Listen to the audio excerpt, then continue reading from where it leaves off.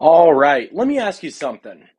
Have you ever wondered why fitness coaches like me are always seeming to talk about protein? The thing is, it's not because we love chicken breast and protein shakes and all of that stuff so much. I can assure you of that. Protein is actually hands down one of the most important macronutrients for fat loss, especially if you're over 35.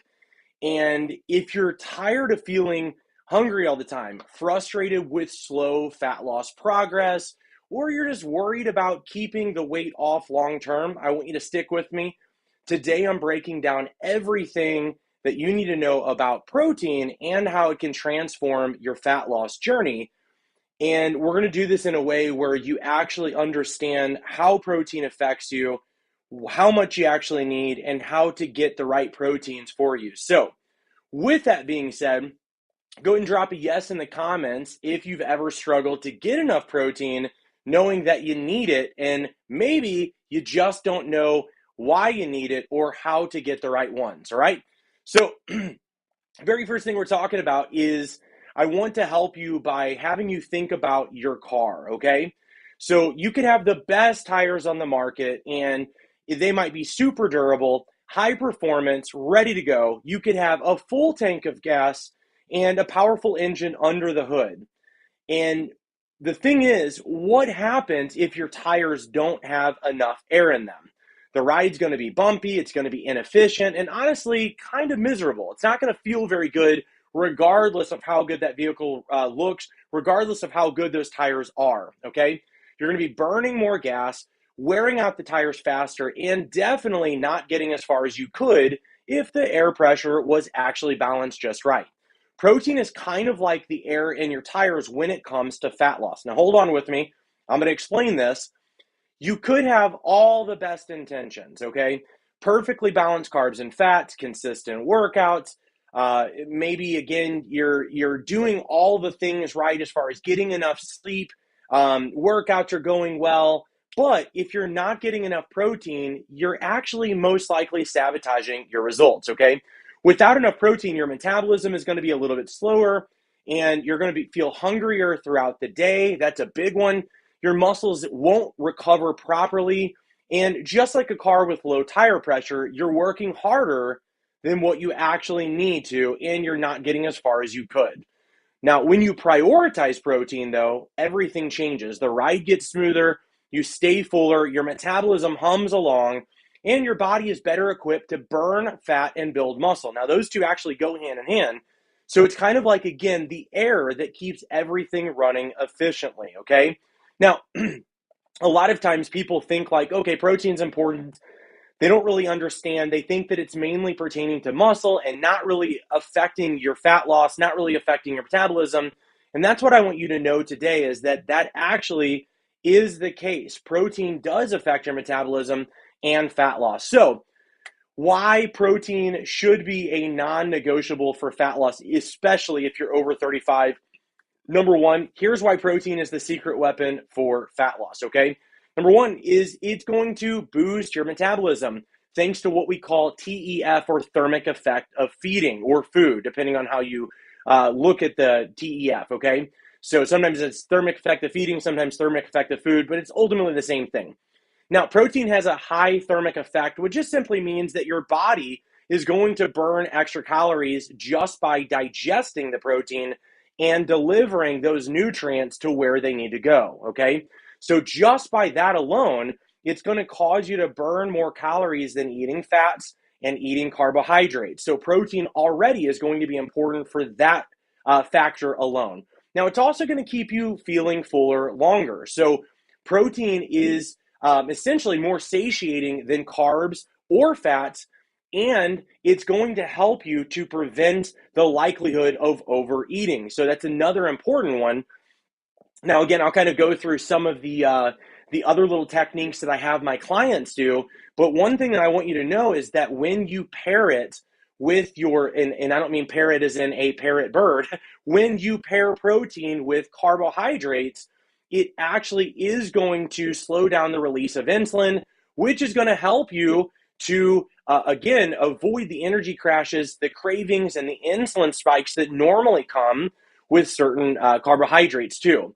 So the other thing that it's going to, well, and let me just say that what happens there is that it's stabilizing your blood sugar. So blood sugar stabilization is a huge part of protein, especially whenever you're pairing it with carbohydrates. Okay. The other thing it's going to do is it's going to build and maintain your muscle. All right. And that's a huge thing. Muscle is just not for looking good. It's also a metabolic powerhouse that helps you to burn more calories even at rest. Okay.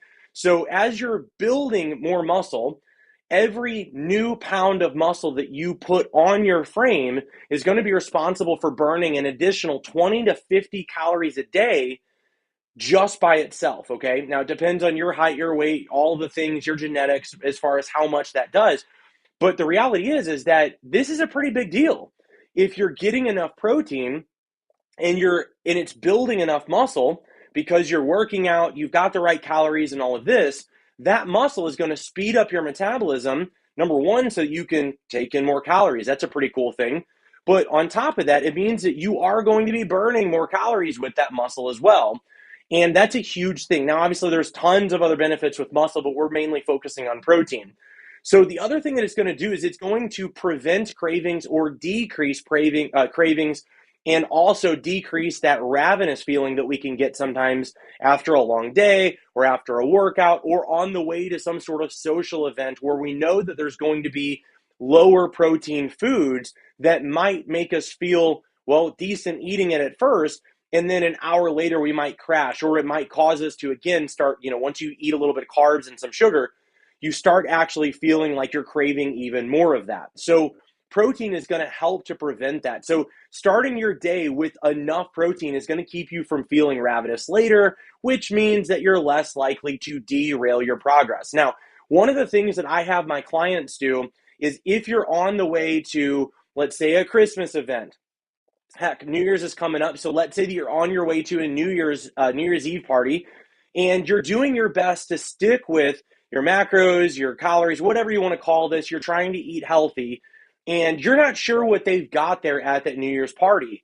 So one thing that I have my clients do, and I do this myself, it works really well, is to slam a protein shake on, or sip it if you want to, but I don't like to do that.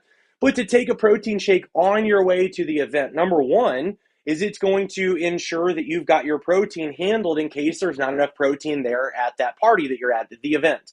Number two is it is going to stabilize the blood sugar and insulin based on whatever carbs and all of that stuff that you eat. So it's just kind of making sure that you don't get as much of an insulin spike when you're there if they don't have enough protein. Okay, so this is a great way to keep yourself from derailing your progress. And the cool thing is, when you do this and you have a protein shake, you're going to get there and you might still have some of the cravings. And if you're in my program in Joyfully Fit 365, you're going to know that you can have foods that are not necessarily deemed to be healthy, meaning chips, cookies, glass of wine, etc. But if we can pair that less healthy thing with a protein shake or a protein, some form of a protein meal, this is going to help, again, stabilize, number one, to take down some of the ravenous feeling. Number two, stabilize the blood sugar. Number three, keep you feeling fuller so that you don't just want to eat everything in sight as far as that goes, okay?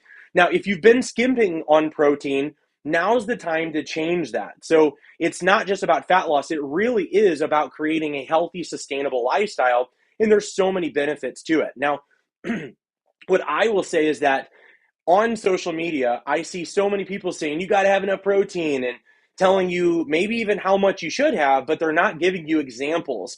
They're not giving you what those things are, okay? So what I want to do is to help you to get practical. Not all protein sources are created equal. A lot of times people think like almonds and peanut butter and those things are protein. They have protein, but those are fats, okay? So we're going to focus on proteins specifically. And again, some of the top picks for protein, number one are going to be some obvious ones. Chicken breast, that's obvious. Turkey breast, that's obvious. Salmon, tuna, eggs or egg whites, Greek yogurt, cottage cheese is another one. Tofu is another one if you're a vegetarian or vegan. Shrimp, cod, halibut, crab, lobster. There's so many that go, these are amazing that most people don't necessarily think, wait, that's something that I love. It's delicious. And like lobster, because people think like, well, I like my lobster with butter. well, it's okay. Just make sure that you're balancing out how much butter you have. But that's the cool thing is that lobster, crab, and all of those things, they are very high in protein and pretty dang low in fat, and actually very, very low in fat. So you having a little bit of butter with something like that to make it even that much more delicious for you is not that big of a deal unless you are, just dunking it where it's more butter than it is seafood. Okay. So lean beef, bison, these are all great ones. In fact, bison burgers are one of my favorite things to do because it tastes like a good fatty style burger, but yet it's leaner.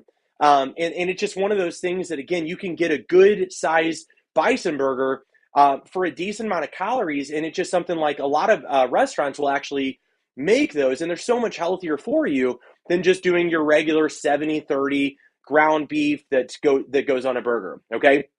Now, some of the acceptable versions of protein, they're a little bit less ideal. Now, I do them, but I want you to know that these are not the ones you want to go to or go for immediately. Deli meats like low-fat turkey, chicken. Now, again, salami and those sort of processed meats that have like all kinds of stuff smashed together, those are going to be ones. Can you have them? Yes, but there is so little protein and so much more fat. So it becomes more kind of like an almond or like peanut butter, but much less healthy, okay? So again, I'm not telling you to avoid salami. I love salami, but those sort of processed things like salami and pepperoni, they're not really going to be doing that much for you. They don't really have much protein despite being considered meats. So we really want to call that kind of the 20% rule when we teach in Joyfully Fit 365, the 80-20 rule, which is 80% of your calories or foods are going to come from nutrient dense or nutritious foods, holistic, and then 20% of your calories or your foods are going to come from fun foods that are a little bit less nutrient dense and a little bit more calorie dense, okay? So salami and pepperoni would go in that 20%. They're not off limits, but if you're doing that all throughout the day or all week, you're probably not going to feel very good. You're not going to get enough protein. So aiming for some of the top picks are going to be better. Now, with that being said, protein bars are another one, okay? So you want to just check the ingredients because sometimes protein bars, number one, are filled with loads and loads of processed stuff. Number two, some of them only have like 15 grams of protein and they might have 20 grams of fat or 30 grams of carbs. And so what you think you're doing is getting a protein bar, but really what you're getting is something kind of more of the equivalent of a higher protein candy bar. It's not really going to do that much better for you compared to some of the other higher protein foods that are in the holistic 80% rule. Another one that you just really want to watch the portion sizes, it's going to have protein, but is not a protein in and of itself, is cheese. Cheese is one that, again, you can kind of fit into the 80% part if you're doing hard cheeses. I do recommend kind of staying away from the highly processed, like American style, in the wrappers and all of that. It's just a step away from being plastic, and it really doesn't have a whole lot of what I would deem to be called food inside of that, all right? So if you're going to do cheeses and things like that, number one, let's use that as an extra little bit of protein rather than calling it a protein and trying to get your protein through cheeses. But should you want cheese, you can fit that in and you're going to get some protein out of it. Mozzarella cheese sticks are a great one that has a little less fat and more protein. But again, do you want to do that all the time, especially for meals? No, I'm going to recommend you don't do that. Now, another good one is protein shakes. A lot of people think that protein shakes are like performance enhancing supplements. They're not. It's just food. It's just food more or less in a powder form. The thing is that if you have dairy irritation like what I do, which again, if I do raw dairy, no big deal. But if I do the pasteurized modern style dairy, that's where the whey protein can start affecting your stomach and things like that. So you can use protein shakes as a supplement. You just don't want to make it at the forefront of how you get your protein. Otherwise, you're going to have some stomach issues and you're just not going to feel as good as what you want to. And I'll kind of leave it at that. Okay, so let's see, hit all those. Now, some quick tips for success pertaining to protein.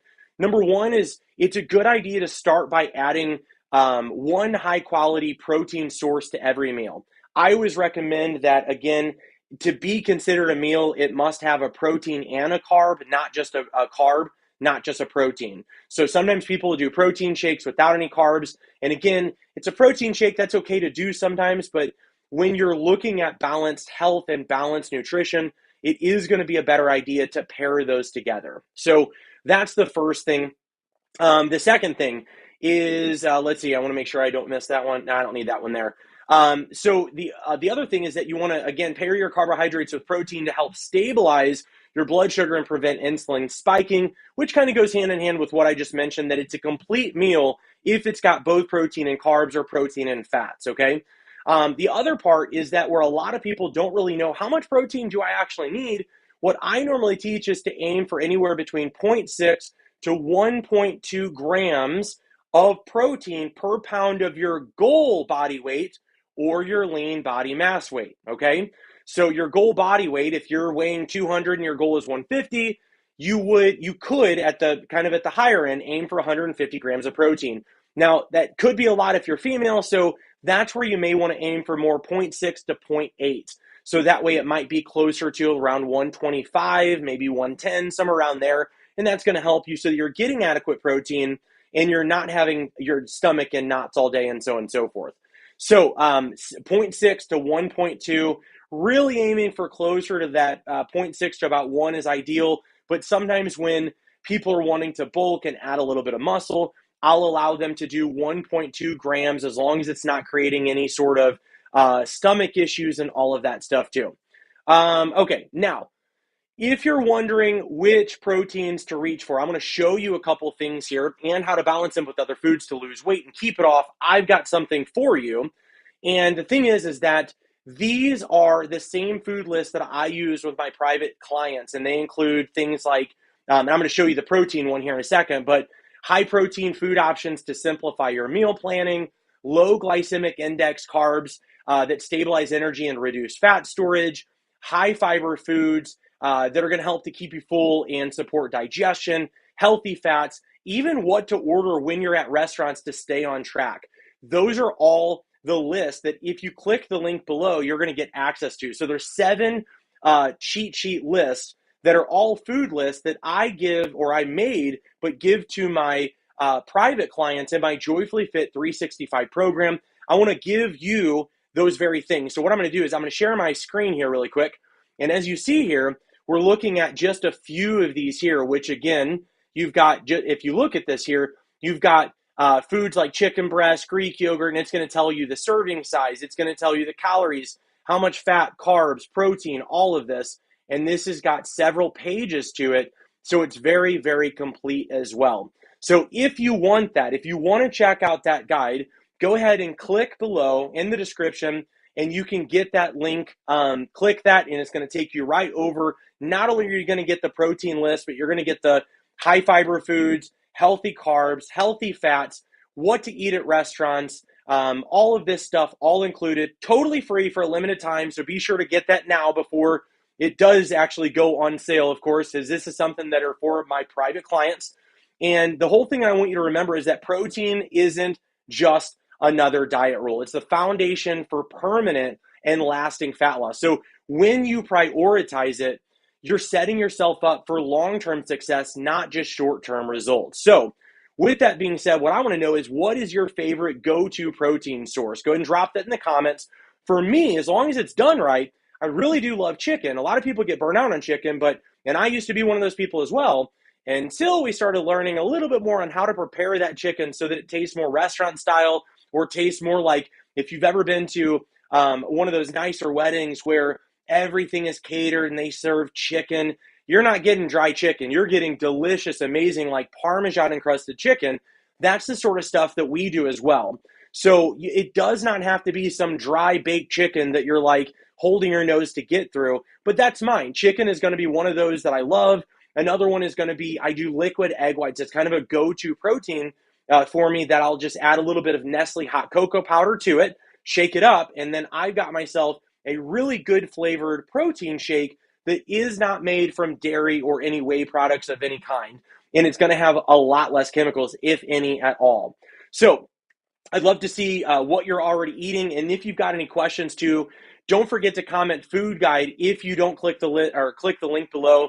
And I will go ahead and send you that link directly so that you can get access to it. So let me know, guys, do you have any questions pertaining to protein, whether it's amounts or what to pair it with, any of those things, drop your comments below. Let me know what questions you've got. Thank you guys so much for watching. I will catch you guys all